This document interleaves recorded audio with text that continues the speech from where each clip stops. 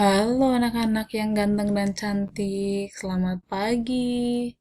Pagi atau siang ya, sama aja lah ya, tetap semangat pagi gitu ya. Hari ini saya akan membahas silabus ya. Silabus itu apa? Silabus itu adalah materi-materi yang akan dibahas di semester 2. Jadi nanti belum masuk ke materi semester 2 ya. Kita pengenalan semester 2 tuh belajar apa aja. Terus kita bisa flashback atau review materi di semester 1 gitu ya. Kita lihat khususnya sejarah. Nah, hmm, sejarah ya, kebagian materi bab 4. Makanya di sini tulisnya 3.4 gitu ya. Menganalisis kronologi ya. Kamu bisa lihat kursor saya ya. Menganalisis kronologi, perubahan dan kesinambungan ruang ya dalam bidang geografis, politik, ekonomi, pendidikan, sosial budaya dari awal kemerdekaan sampai awal reformasi. Jadi tuh intinya kamu bisa tahu tentang kehidupan di segala bidang gitu ya.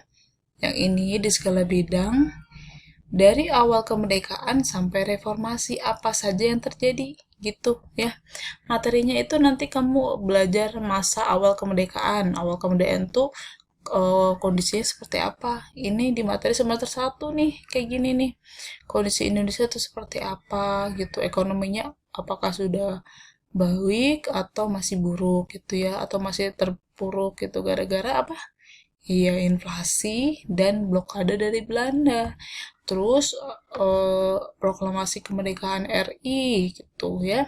Ini kronologinya kamu juga harus ngerti.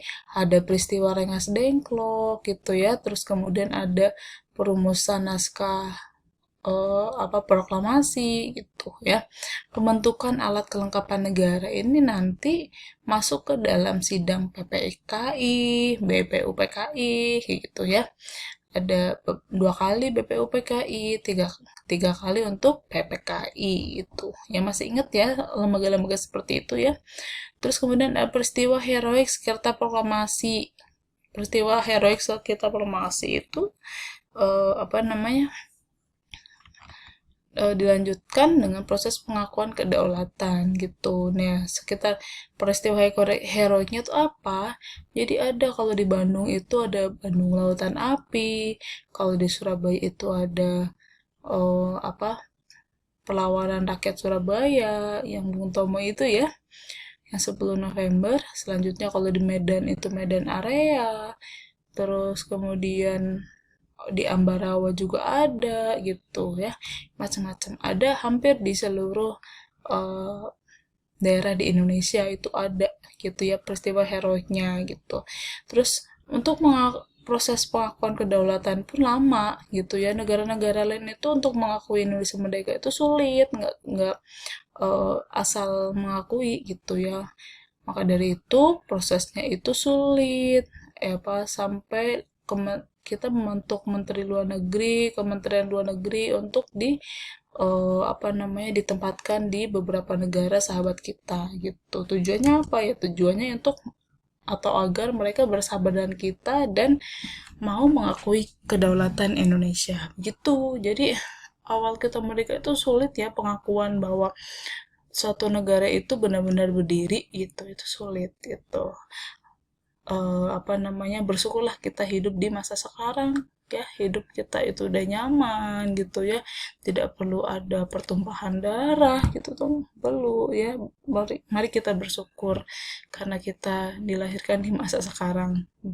Nah, sekarang tugas kalian di masa kalian, generasi kalian ya, itu tinggal menjaga ya persatuan dan kesatuan itu ya anak-anak ya.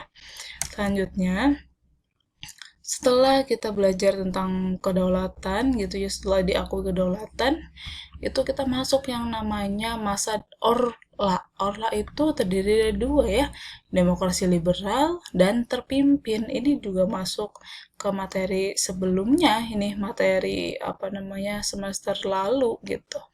Menghadapi ancaman disintegrasi bangsa, ini dari mulai 48 malah justru ya, berawal dari PKI Madiun nih, sebenarnya harus ada gerakan PKI Madiun ya sebelum DTI 48, DTI itu 49, maksud saya adalah 1949, APRA itu 50, Andi Aziz 50 gitu. Ini ya, ini juga pembebasan Irian Barat itu sudah diawali sejak tahun 50 ya, sampai nantinya baru dibebaskan itu tahun 63 gitu. Ke-13 PKI yang kita tahu pastinya ini sangat terkenal peristiwa ini ya anak-anak, tahun 65 gitu. Ini udah dibahas semuanya di semester 1 nih, peristiwa-peristiwa ini. Kerjasama internasional antara lain ada Konferensi Asia Afrika, GNB atau Gerakan Non-Blok, dan PBB gitu ya. Ini udah juga di masa-masa lalu, perubahan dan kesinambungan masyarakat Indonesia masa Orde Baru. Jadi Orde Baru itu berarti demokrasi Pancasila yang dipimpin oleh Soeharto gitu ya. Ini juga udah, ini ya udah. Kemudian yang belum itu adalah reformasi. Jadi apa yang terjadi? Apa perubahan dan kesinambungan dari Orde Baru ke reformasi gitu? Ini hubungannya apa gitu? Dan tokoh-tokoh reformasi tokoh-tokoh awal kemerdekaan sampai reformasi itu siapa aja. Jadi tokoh-tokoh yang terkenal, tokoh-tokoh yang berpengaruh gitu. Ya, kita belajar tentang itu. Karena pada dasarnya seperti apa kata sang proklamator kita Soekarno, bahwa jangan sekali-kali melupakan sejarah gitu. Kita nggak boleh tuh ngelupain jasa-jasa para pahlawan gitu, tokoh-tokoh awal kemerdekaan sampai reformasi itu jangan sampai lupa, karena kita harus berterima kasih, berkat mereka kita bisa hidup nyaman sampai sekarang gitu ya. Yang mereka inginkan adalah kita hanya perlu jaga persatuan dan kesatuan gitu ya, dilarang untuk saling mencaci, dilarang untuk saling menghina begitu ya. Kita juga harus bertoleransi tuh segala hal gitu ya, saling memaafkan. Tapi ya anak-anak, itulah gunanya kita belajar materi-materi sejarah yang pada dasarnya peristiwanya itu peristiwa yang kelam gitu ya, tapi kita bisa mempelajari agar kita nggak mengulangi lagi gitu ya. Nah, materinya udah selesai sampai sini. Nah, berarti silabusnya udah selesai sampai sini. Yang bisa saya simpulkan di sini adalah uh, materi di 3.4 ya, di bab 4 IPS khususnya sejarah, kita hanya belajar masa reformasi untuk semester 2 ya anak-anak. Belajar reformasi dan tokoh-tokoh dari awal kemerdekaan sampai reformasi. Kita nggak hanya apal namanya ya, kita juga harus tahu peranan dia pada saat itu gitu. Awal kemerdekaan loh. Ya, awal kemerdekaan dari 45 sampai reformasi 98. Tuh ya. Kemudian nah ini perkenalan materi-materi kelas 9 semester 2 itu cukup segini saja. Materi secara utuhnya itu nanti mulai dari minggu depan gitu ya anak-anak.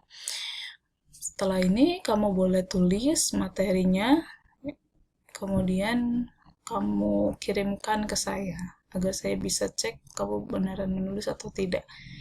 Oke, terima kasih semuanya sudah mengikuti pelajaran sejarah ya hari ini.